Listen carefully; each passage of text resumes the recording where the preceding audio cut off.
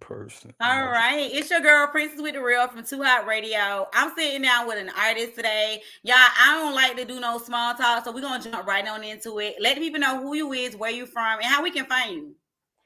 My name's Rice. I'm out here in Massachusetts. If you want to be more specific, I'm in the Worcester County area. And if you want to find me, it's JERARD Rice on most things. So YouTube.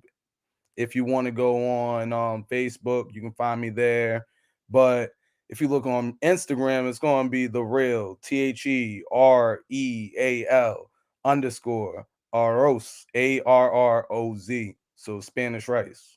All right, so like I said, I don't like do no small talk, so I want to get into your story. I want to hear how you first came into liking music. Like, what was that music, or what was that thing that got you wanting to be into music? I mean, I guess like we can go back and say that like I really got interested into music, like just like appreciating music when I was younger, like around like 12, 13. But even younger, I can even like see like my brother was into J.R. Writer and a whole bunch of other dope cats that like it's like it all influences me. But like I've really started writing poetry when I was like 12 years old in foster care, and my foster brother was writing raps and going to the studio, and that influenced me because like I feel like you need lyrics in order to make any type of foundation for music.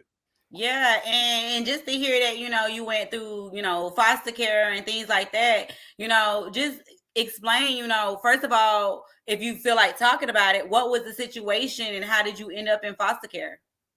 Uh definitely circumstances, like I would just say like family things. So like probably I'll get more deep into it if like we do more interviews, but family things and like just how like they felt like I was safe for not in my family's care at the time. Okay. And how did it feel for you being in foster care, growing up in foster care? Obviously you miss your family and like it's rough because like you're around people that you really just like are just thrown into and like expected to be there, like the person that they care about, and expect that you're supposed to trust that they care about you as much. Yeah, so and that's, I know a lot of people have that story, which is why I wanted you to kind of touch on that a little bit. So going through foster care, you got this passion for music, and let's just go into that. You said your brother.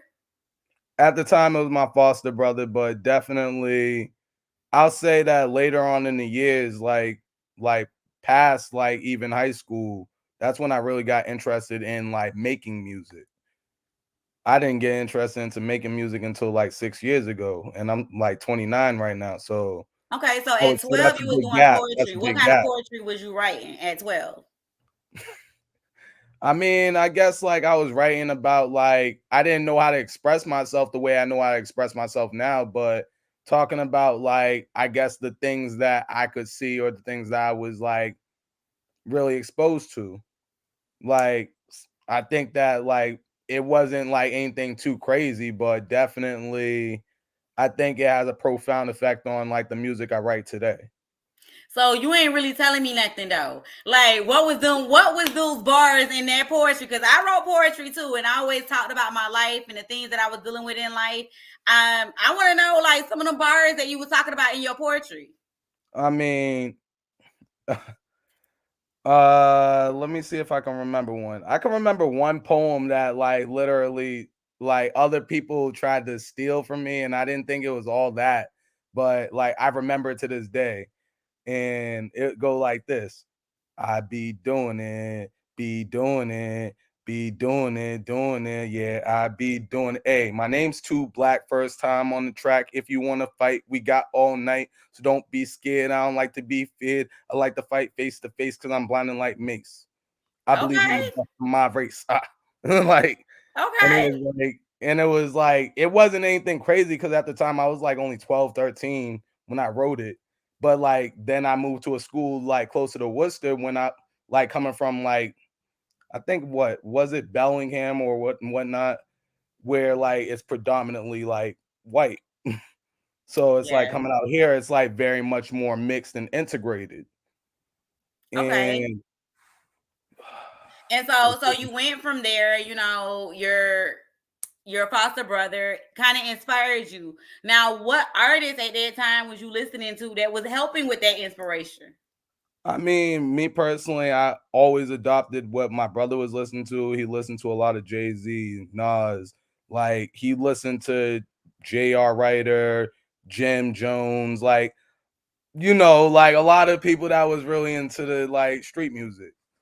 But Yes. like I think the older I got, the more I got influenced by like just more just like music in general, like not only just listening to all the stuff he was listening to, but like now it's like I have like a whole genre of different stuff. If you ever step in my car and it's like you might be surprised at what I might pull on you.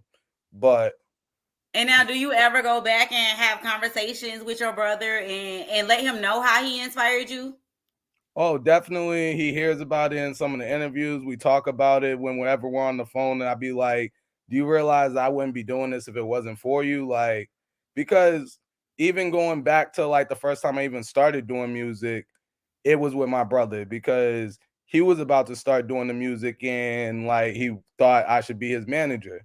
And honestly, it wasn't a bad idea. I was just in the middle of going to college and whatnot.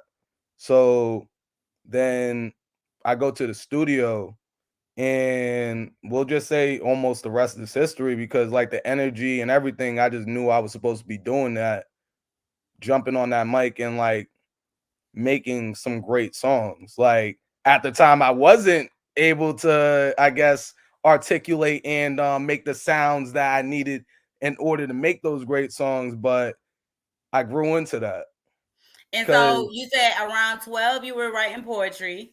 What age did you exactly. start doing music?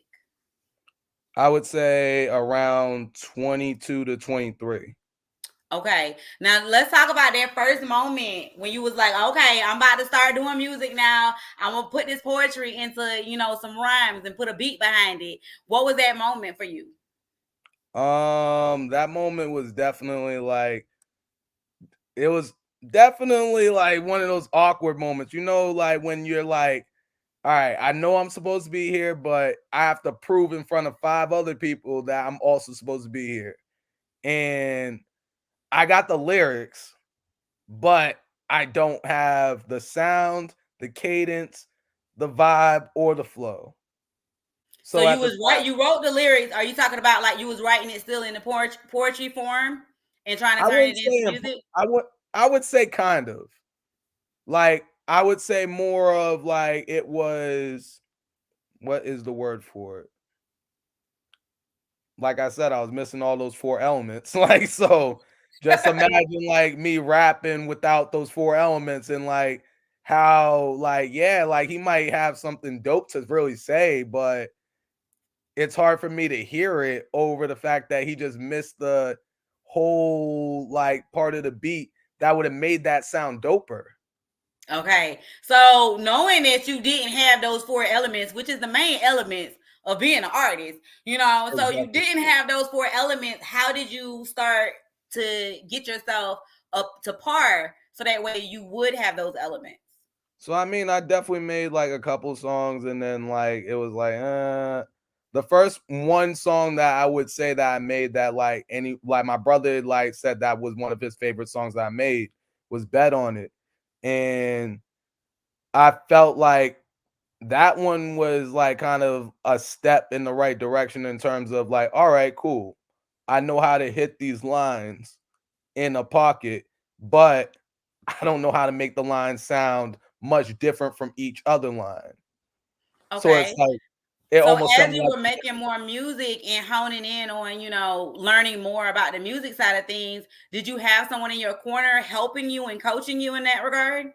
that is actually what we're going to lead into. So after about 6 months, maybe a year of like doing this, like then like maybe yeah, like a year of doing this, we'll say that something critical happened that like made me have to focus on life real quick. Ended What up was that? having to huh? What was that had happened? So I'm gonna get into it. Like me and my brother, we was going to an event. I don't remember the specifics of the event, but we ended up getting into, I will say, the most stupidest argument because when I tell you we was arguing over a song that to this day I don't even have on my laptop and I haven't even released, but I was feeling myself, even though I feel like to this day there's no reason I should have been feeling myself at all. But I thought the song was that cool and dope that like it was one of the best songs that we had made. You know when like you say something and it's like you don't realize how rude it sounds? Until That's after how it came out. exactly. So and at the same time, I also have one of my friends with me, so it's like he's pumping the same energy out there too. Like, so it's like imagine everybody out, we drinking, night doesn't go the way that we supposed to go anyways, like because like the DJ wasn't able to like perform, like he wasn't able to play our music, so we wasn't even able to perform.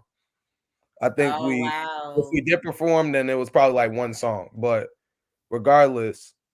So the night doesn't go the way it's supposed to, and like we're both just like, I'm not thinking about much probably, but my brother's probably thinking about like, yo, so this dude just like said some rude shit and like he just like continued on with the night.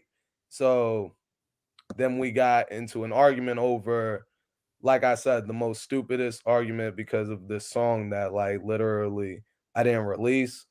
I don't have on my laptop and I can't even remember.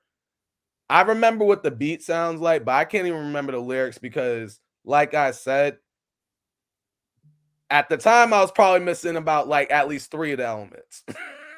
So, like, I remember my lyrics word for word nowadays, like after making them, like probably the day after I'm making them, because of the fact that with those four elements, you could make a song that's super memorable. Hmm. But, anyways, back to the story But at yeah, hand. because I want to know. First of all, you ain't trying to tell me what that argument was about. Like you keep The saying argument was it was. about the fact that I said that, like, the song that I had made that, like, is I was the only one on the song was one of the best songs that I've been on. Oh, so to them, they took that as all No, of the my music they brother, did with you. because, You felt like, like your my music was brother let better. me on most of his songs. That's, like, literally how I even got any songs done. So, it's like for me to say that, that's like if someone said that to me and said that, like, after doing 3 songs and, like, he only did the person only done 3 songs, and then they do another song by themselves, that's their best song ever. That would kinda be like a slap in the face unless, like, you know, you're humble enough to say, like, "You know what? Maybe that song is the best song that he Yeah. ever wrote." And now, But what it's made not you make about that being humble statement? sometimes. It's when you're feeling yourself, you're feeling yourself. We'll just say that. Like in that moment, like, though, what had happened to make you feel like, you know what, this track is the best track I ever did? Like, what made that statement? I know when you're feeling yourself, you're feeling yourself, but it was something in that moment that made you say that. I don't know where I recorded the track at, so maybe that was part of it because, like, I always felt like, oh yeah, if you record it at certain like studios, the quality makes it a little bit better than what you would also get. But I don't recall exactly what would have made me exactly be feeling myself, except for the fact that I felt like I made a track that like I really, really liked at the time. And now, how did y'all get past that argument? Yeah, so we didn't even get Talk to past that me. night. We didn't even get past that night. So we left the club and we was arguing the whole ride and like I ended up we'll just skip to the fact that like I ended up like totaling the car. So freaking me and my brother did not speak for I want to say it could have we spoke like in between like just maybe like one words or like one sentence type of ordeals. Like if we seen each other in person, But like how did we you end up totaling the car? I said we was in an argument. Like now you asking a lot of questions. You asking Yeah, a lot of questions. I need look. I like the inside. You totaled the car in the argument, so you was Like more shoot, paying like attention you to don't him in want the to be on the argument. inside. You might have been in the total car. Like, shoot. So I'm trying to. I guess I'm trying to understand. So y'all was so heated into the argument, you weren't paying attention to the road, and you totaled the car. It was wintertime, and we'll just say that like the road was slippery. So you know how like things go. Like shoot, can't say too much because like freaking Geico might be watching. Yes, yes. Okay, the roads were slippery. We'll leave it at that. The roads were slippery. Rose was slippery Okay, when we was so arguing. We'll just say that. Like we can't go into further details. okay, and then you said after that, y'all would say a sentence here and there to each other. Have you For gotten about, your I would relationship back say on 8 track? months to it was like for 8 months to a year, but like eventually we got back on track. Okay, I don't and what remember did it what take got to us get you back guys on back on track, track? but yeah, that's exactly what you. I knew you was gonna ask that. That's why I said what I said. I don't know exactly what got us back on track, but like when business needs to be taken care of, like you get back on it. So it's like I was in a different space because like I hadn't like worked on music probably for 6 months before I met like people that like really influenced the way I was making music. And it made me step up and level up a lot quicker than if I wasn't or didn't meet those people. And who knows, maybe like that if that argument never happened, I wouldn't have met those people. Okay. So you feel like, even though, things went bad between your brother at the time, it did help you to elevate on certain levels as well. Yeah, because like I'll say that my brother was super good and he already had his own lane. But me personally, for one, I didn't have my own lane, and also I didn't understand my style at the time. So it's like, and my brother, like, think about it. Like, if you have a sister, family member, they might like say, like, oh yeah, you could have done that better, but are they gonna be super critical like someone that wants like wants the very best? Like, not saying that like no one want like in your family doesn't want the best for you, but someone outside that doesn't care about hurting your feelings, but wants the best for you, will say to you. Yeah. I get what you're saying. So it was a good thing that like I guess things happened the way they did because I probably wouldn't have elevated as quickly as I started to elevate. Yeah, because you were mainly like in the beginning, you were mainly taking feedback from your brother, looking up to him in regards to, getting things started. So branching out and allowing others to help you, give you advice and stuff, it's always a great thing. Yes, very much so. So I'll say I met a producer slash artist slash engineer that really started making me step up my game a little bit. And when we started half completing a couple songs, like because like I said, barely recorded any songs, and I have like there's one song I did complete that I recorded, but like it was on a beat that I got from like a friend, nothing too serious, and that was the Bet on It song. But Hmm. literally, probably I went through this producer and engineer making like probably we made I want to say 6 songs.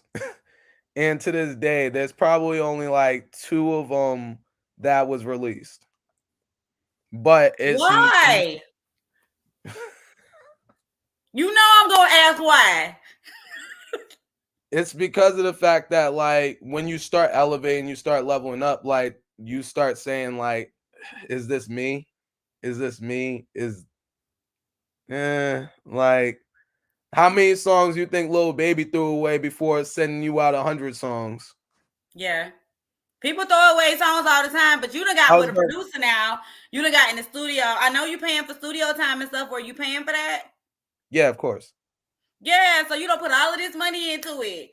And then I felt after like it you was put a waste and I was very upset at the time, but like Also, you gotta realize in this game, like, you only get like a couple first impressions, and you don't want the first impression of someone to look at you and say, "Oh, that's dope." And also, like, I'm just gonna say that, like, you want to make sure that you're working with the right people. So it's like, definitely, I could have chosen, like, on songs that I haven't released, like, probably better people to be on the tracks, because you just don't want to associate your name or put your name out there with like stuff that's going to probably come back to haunt you. And I get it. I get it. Okay, now that makes sense. Now I get it. I always got to ask the whys, and I be trying to get deep down into your business. You stopping me a little bit, but I'm gonna keep trying. Listen, So now listen. I at this told you I'd point, answer questions, and I told you I'd make it exciting, but I didn't tell you how I'm going to answer the questions. you did. So now you work with this producer. You created these 6 tracks. You put 2 out. With the 2 that you put out, what was so special about those 2 that you felt like they needed to be released? All right, so one of them was Rounded Up, and like literally, I'll say that I have a small part on the track, but like if you ask any of the people that I featured on the track with, they'll say that that was a dope ass part. So, like, literally, that was the first time I think I felt so comfortable on a beat that it's like, even though it's like I feel like I'm almost speaking to people, like, need a foreign off the strip, Marcialago with the slip, off the pack never trip, big returns every flip. Like, it's just like they said, like, the way I did it, that like sounded like so intricate and fire. And it's like it hyped me up and made me realize, like, you know what? Like, my voice is the instrument. Like, I think that was the first song where I said that. And then the other song I put out that was from that same producer is called Big Dreams. And I think that, like, it just speaks for itself as to why I had to put it out, because um like the second verse in itself, like, just like talking about, like, if you got a dream, you gotta take a risk. You gotta take your shot. Just pray that shit hits. How you gonna fold before you even miss? Ignorance is a wise woke man's wish. Like, it's like that literally reminds me every single day, like, that's like I gotta go hard and I gotta go after it. Like, there's a lot of people that are living life by default, and I don't want to be one of them. And that reminds me of that by saying ignorance is bliss. Ignorance is a wise woke man's wish. Because once you like realize, like, this is like a pinwheel, and like you can keep on running around in circles, you might either step off, or you're going to continue running in the cycle, and you're going to be just sad your whole life because you realize you're on that pinwheel.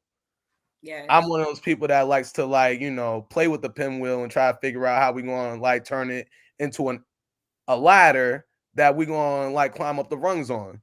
But And so what I hear in your lyrics, it sounds like, you're trying to motivate and inspire people by making them think.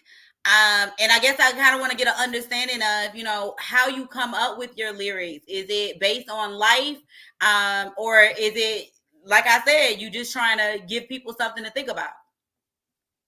honestly, it's based on life, because like if I don't live it, then I can't create it. If I haven't seen it, I can't create it. Like, so everything I'm living is based on what I believe I'm living. Sometimes I don't even realize that I'm living a little bit more than I should be living, because like, even with like when I'm talking about New Jack, like, it's like I like have like so many people that I've dealt with in my life that I can't even talk about or talk with anymore.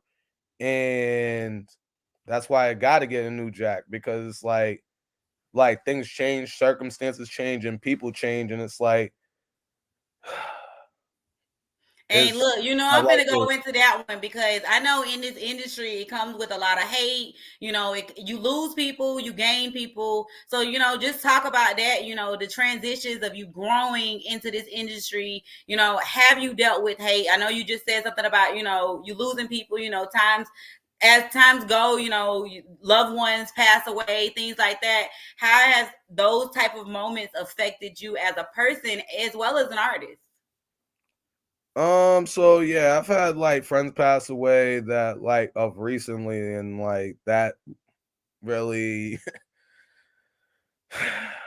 yeah, definitely. It just really So sometimes it took like a words don't even describe like how you feel when you talk about people that you can't even have a conversation with anymore, or that you might not have even spoken with in a year, and then like next thing you know, or even like that person might have even like stayed on your couch or whatever the case is. Like there's nothing that really can there's no words that can really explain how much that feels. Yeah, and I can tell it took a toll on you just even speaking on that, So how did that affect your music? Did you take a break, after that? Like how did because I can tell it's still affecting you to this day. So how did it affect you with your music when it happened?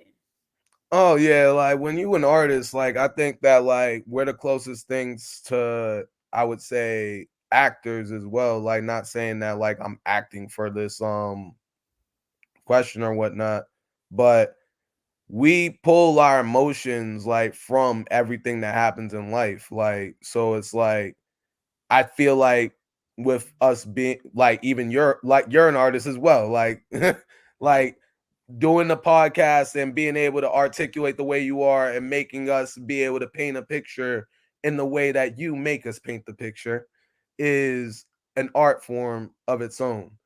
But we drag our emotions from our life experiences that currently we're not in right now, but I feel like that makes us a little bit more in tune with like certain emotional like takes on life.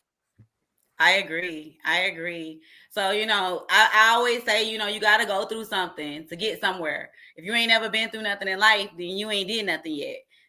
So trials and tribulations help you to grow into the person you need to be.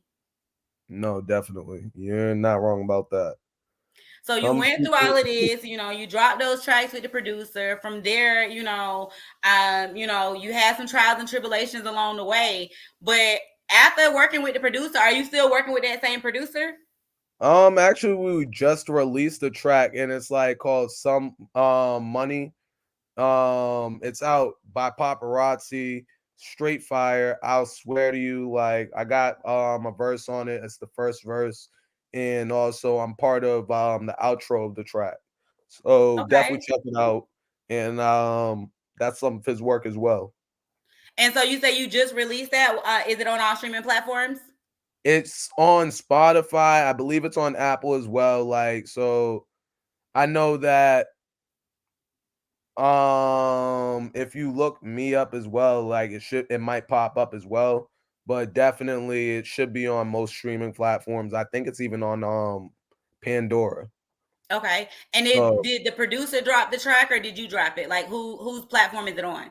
all right, so the one that it's on his because he's also an artist as well. Okay. So like that's kind of like the thing I wanted to also get into is like I think that like I think it's hard for artists like to also engineer other artists to their full potential, not saying that it's impossible. Not saying it's impossible, but It it's is like harder because what makes it hard is they got to push themselves too. So it's yeah, you're like, pushing okay, do I yourself push and me then or you? also at the same time you're making a sound like you're mixing and mastering to produce a sound that's particularly your own. So you're very much used to that. And then let's say that like you're engineering for 8 hours a day, then you also are an artist for the other 4 hours a day. Like, so it's like taking yourself out of that mode is very difficult and different. I'm Yeah. not saying it's impossible. I'm not saying that it isn't done. I'm not saying that there's any engineers that aren't really like top tier engineers. I'm just saying that particularly I prefer to work with an engineer that is To make you focused shine as on well. one or two things like producing and maybe engineering. Okay. And so with this working relationship that you have with the producer, everything is smooth with you guys working, but you're still looking to kind of branch out and have your own. No, so that didn't happen until I will say I met she is a publicist and she did a great job, I want to say, with like my artist development because like I will say that like within those 6 songs I started realizing like, you know what, these songs ain't me.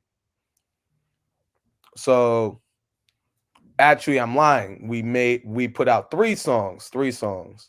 But the third song was the last song we put out. So this person actually like they told me that like they basically enforced that like my voice is an instrument. I started realizing like the similarities between English and the English language, ELA, you know, the stuff that you go to school for, and Mm-hmm. music. Like, because I feel like a lot of people don't really go and think about this, but syllables really matter. If you don't know how many syllables are in each word and in the sentence you're about to use when you're making a song, you're not going to be able to hit those beats the way you want to hit those beats. Yep. And you're That's not going true. to be able to play with the syllables the way you want to play with the syllables in order to make those songs that are going to be everlasting. Yeah. Yeah, because that wordplay and transition is very much important. No, it definitely is. So I definitely have to credit her. That was Lisa Sparks. She definitely, I want to say, like motivated me to like becoming a better artist as well. Like, and like after like I want to say those 6 songs, and then like me and the producer, we didn't like have a falling out or anything. It was just like he said that he feels like he took me to the highest level he can take me to at the time. So he felt like I should start reaching out to other people. Hold on, So hold on, hold on. So y'all had a conversation, and he said he got you to the highest level he could take you, that you need to reach out to other people. But y'all only had released 3 tracks, and they hadn't went viral yet. And you know what, you're making it sound like a video game. You're making it sound like, yeah, he got you to level 40, but he couldn't get you to level 45. So well, what I'm trying to understand is what level did he bring you to that you weren't I already mean a on? level where it's like at least I was teachable. Okay, You can't okay, teach someone that doesn't know the basics. okay, You're just going to get annoyed, especially if you don't care about the person. You can learn to care about the person if they at least have some talent. okay. I'm just trying to understand, like, So how I did think you that feel in that that's moment? at the time I didn't feel that. I wasn't feeling it.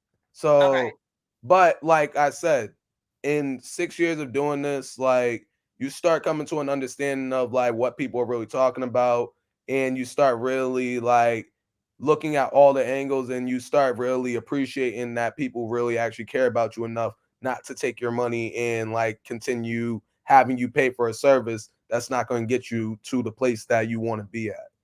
okay, okay. So you guys still have like a cordial relationship to this day? That is my guy. Okay. Okay. So that's good. I always, that's why I ask the questions that I ask, because I try to get an understanding. Because some artists, if somebody comes to them and say, I done took you to the level where I can take you, you need somebody else, they're going to get in their feelings. They might cut somebody off. So that's why I wanted to understand how you felt and what your relationship is like to this day.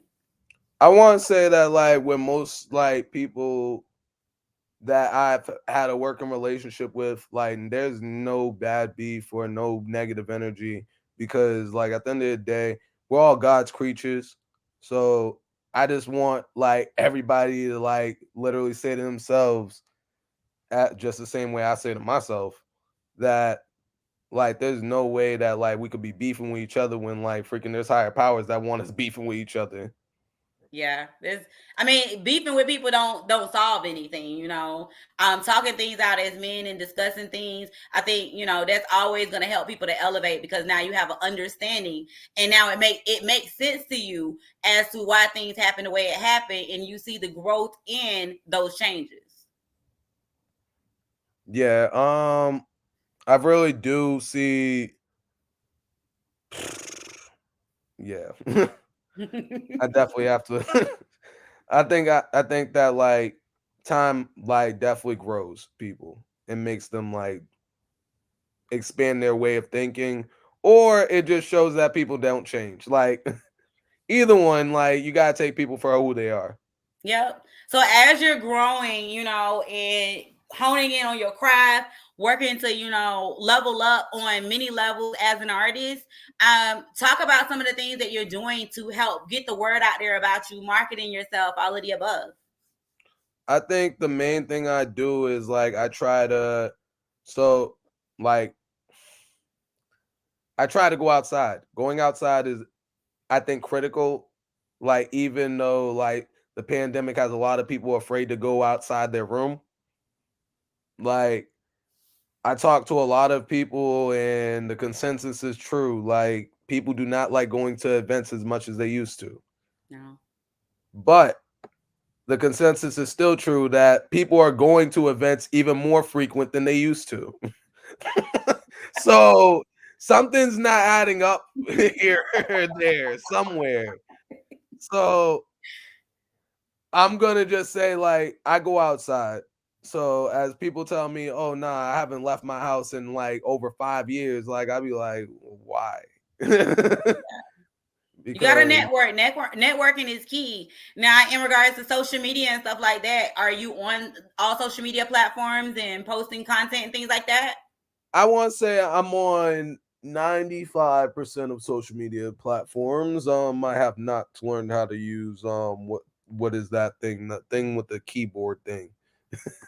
Um it's not TikTok, it's You said with a keyboard thing? yeah, like basically you just like you put messages up there that's like 15 to 20 words or whatnot. I don't know what Let me that is. Is that Threads? no, No. I'm not on there either. Threads is off of Instagram. Yeah. I'm thinking of what's it called? Um, you know what? Let's forget it because you're Yeah, gonna end let's up. forget it. Let's talk about what you want. So, Yeah, so you've been out here promoting your music. yeah. Do you have any new music coming out? Oh, I have a few songs that I have in the vault that are ready to come out, but definitely like I think that people should get ready for that new Jack. I'm wait. Oh wait, my bad. I'm going backwards. I'm in the past right now. I meant blog it. So people need to start blogging it. Like because really blog it's gonna be a hit.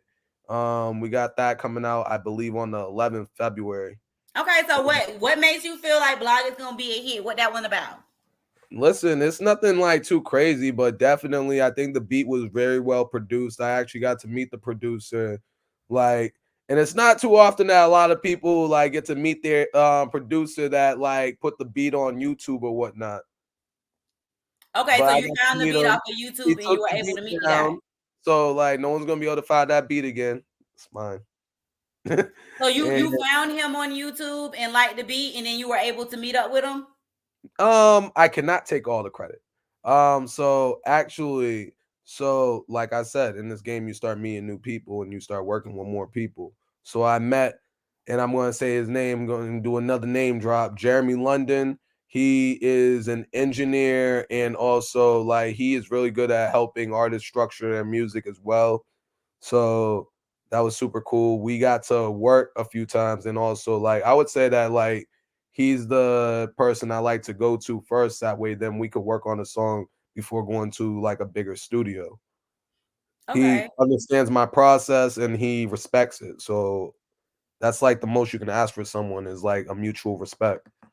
yeah, that's a But good team building relationship. it's funny because we went down there to do photos and like it went from doing photos to we created like a song in like less than an hour. How did Like that and happen? Oh man, because like he was going through beats and I said, "Do you know any of the producers that are making these beats?" He said, "Yeah, I know all the producers that are making the beats that I'm gonna put on."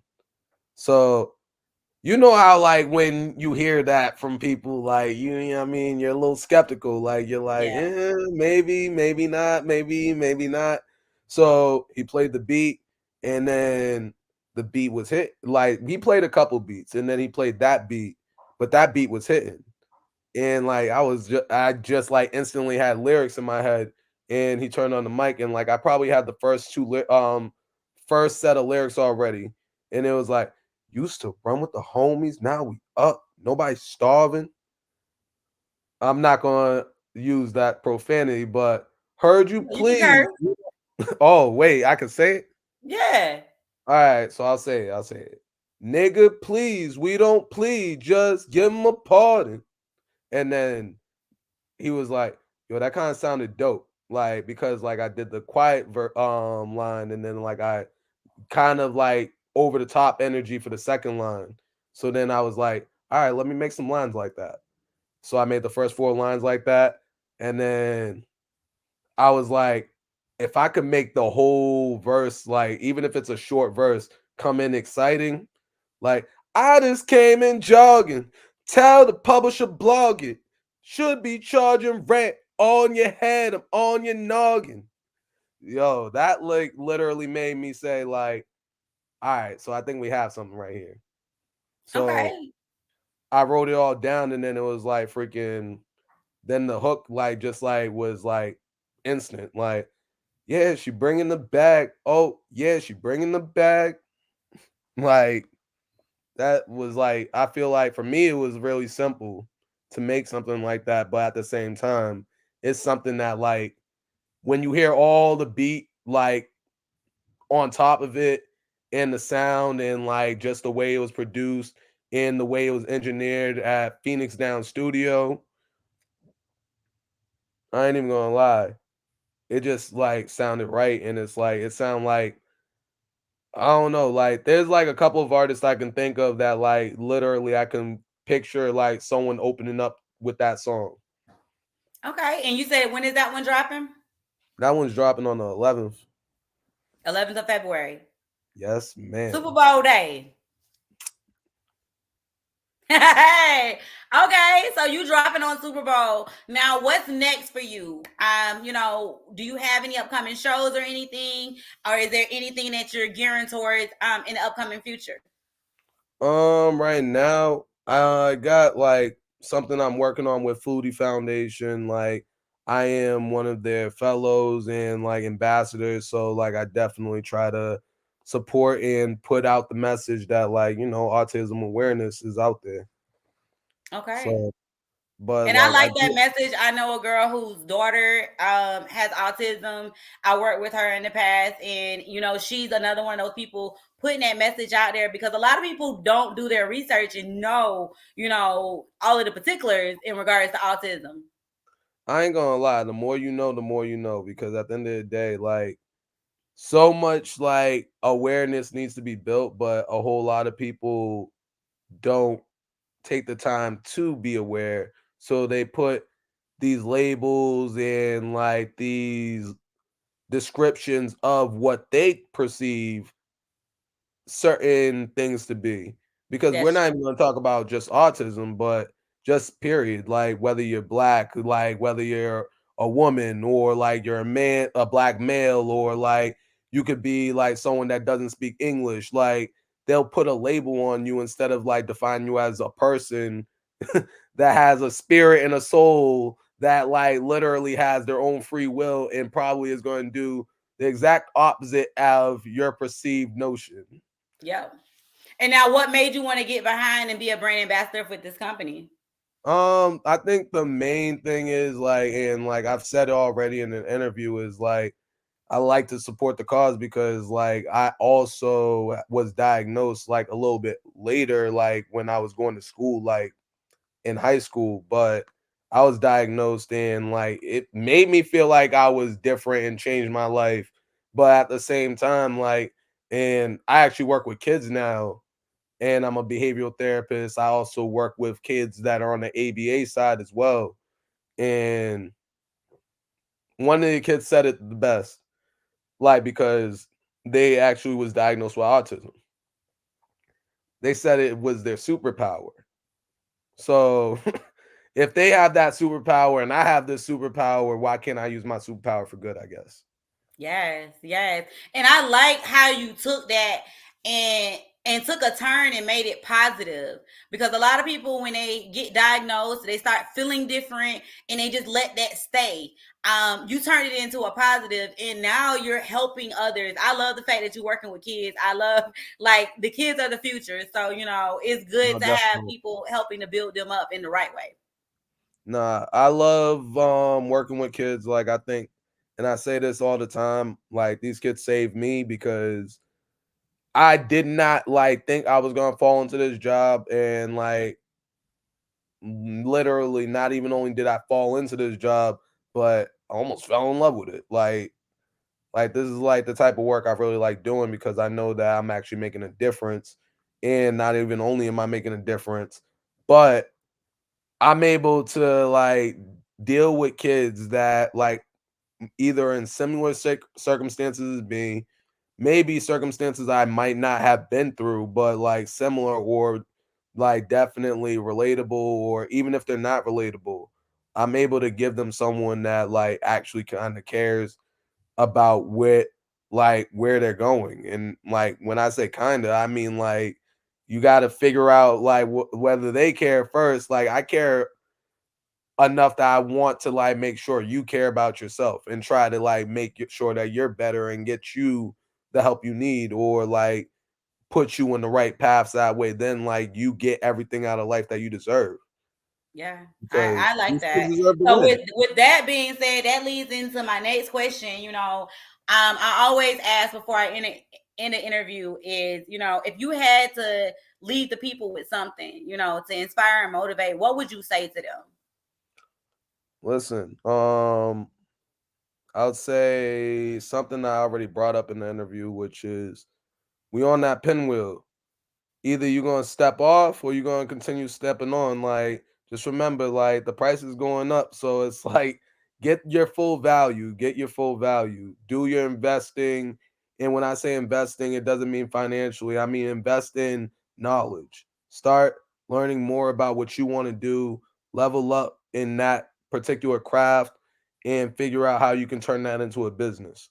Because at the end of the day, would you rather work with your hours or would you rather work with your work? Because the more work you put out there, which like could be unlimited, it could be unlimited. You could put a limited amount of work. You could put a million work out there in a week, but you can only put how many hours into a week? Like 72 hours worth of work hours before you have to like literally say, you know what, I got to call it a day. Like, and you're not going to be able to get your full value. Okay. So And get your now, with that being said, let the people know one more time, where they can find you at, where your music is, the different platforms you're connected to, all of your ads, all of your shout outs to all of the people that you love and want to shout out today. all right, for sure. Like, definitely got a big shout out to my mother because like she's my biggest fan, always will be. Shout out to my brother Emizi, like he got music that's gonna be on the way for sure. Got to shout out like the people at Phoenix Down Studio because they engineered the latest songs I got. Super crack, super fire. Definitely you gotta check them out. And I'm on all these socials, Spotify, anything that like you listen to music on, I'm probably on it. Any wherever your favorite station is, I'm probably on it. But like look up No Brady because there's a lot of rices out there, not genuine rice, but look up No Brady, No Brady, like Tom Brady, and look up Buy Rice, and you'll Okay. find. All right. Well, I appreciate you for sitting down and doing this interview with me today. And I look forward to hearing, your story as you start progressing even more into the industry. I appreciate that. And this interview was super dope. One big shout out to one last person, and that is Canon, always making me look good behind the camera. Videographer, always got to be shouted out. Hey. Okay.